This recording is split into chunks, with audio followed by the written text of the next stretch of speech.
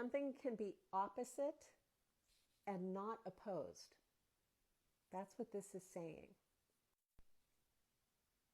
There is nothing moral here, nothing. There is no heaven and hell, there is no right and wrong, there is no good and bad.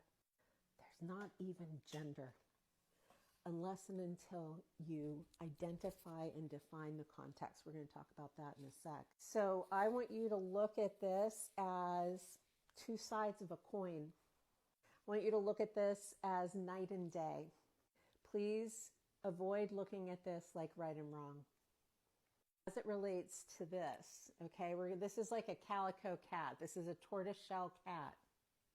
There are 5 elements: fire, earth, metal, water, and wood. Everywhere you see Chinese medicine, these elements are going to be shown to you pretty much the same. Red is fire, yellow is earth, metal is white, often shown as gray or silver. Water is blue or black, and wood is green.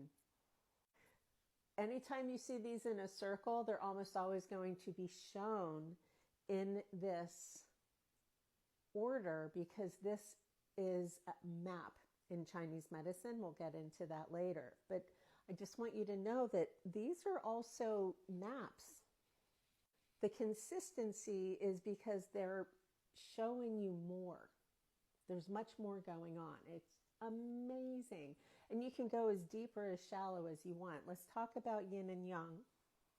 Very most important thing is that these are tendencies, not destinies. We'll get into that in the next video. Something else in neuroaffective somatics is Shen. So it's personification. This is about lineage. Taoism started in response to the political climate.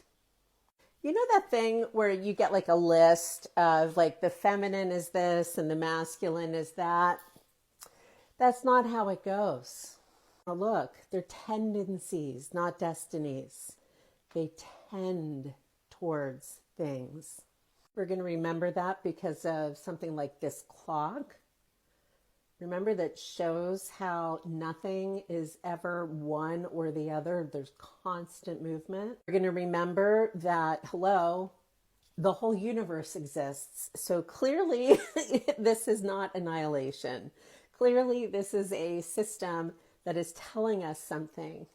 It's telling us about growth. So these tendencies require context.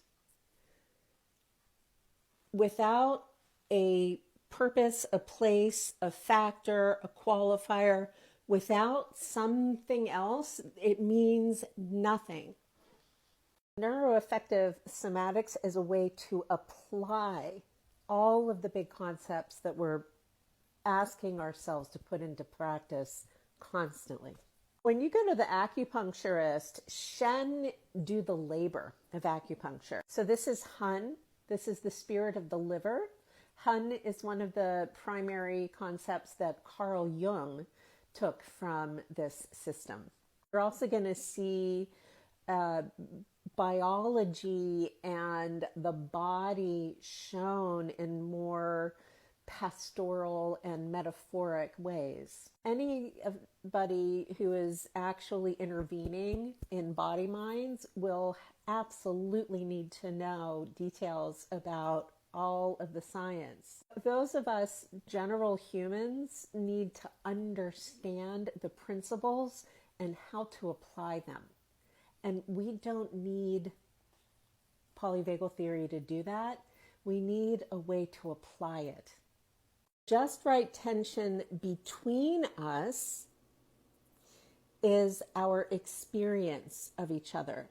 And that has to do with affect, which is why Shen. If we need a way to get from either or to everything in the universe, we need a consistent way. And Taoism is a system of 3. It has a rule of 3. The third thing here is Shen. The reason Shen is central to neuroaffective somatics is because it has a dual definition in Chinese medicine. It is the spirit of the law, right? The mind of a thing. Shen is also what animates yin. So the Shen animates fem. Shen are fem. Shen as an animating factor can influence how we contemplate tensegrity within this framework of neuroaffective somatics. Tensegrity being just right tension. So if this is the tension, the just right tension of our external environment, and this is the just right tension of our internal environment, our fascia, our connective tissue, there's a whole mapping of the brain that speaks to how we are in just like restful self-referential contemplation. And this is a Taoist state that we can begin to cultivate, and it helps us who are neurodivergent very much, I believe. Remembering all of this is metaphor as a way to be actively addressing and engaging in our own healing processes to the degree that we're able to. Speaking solely for myself, dissociation is disorientation. I become out of sync with self, with soma, with time, with whatever. And that can happen in a very small way, like ignoring the neuropathy that I live with every day. And it can happen in a very big way, like being so fractured of mind, I couldn't do 2 + 2 = 4 or walk. So Shen from Chinese medicine as a way of contemplating the constitution, like what is your resting state? Okay. Parallel in neuroscience is the default mode network, which teaches us about emotional regulation without having to talk about regulation unless you really want to. So here's a Shen from Chinese medicine, Po. Po is one of the entities that Carl Jung stole from this system.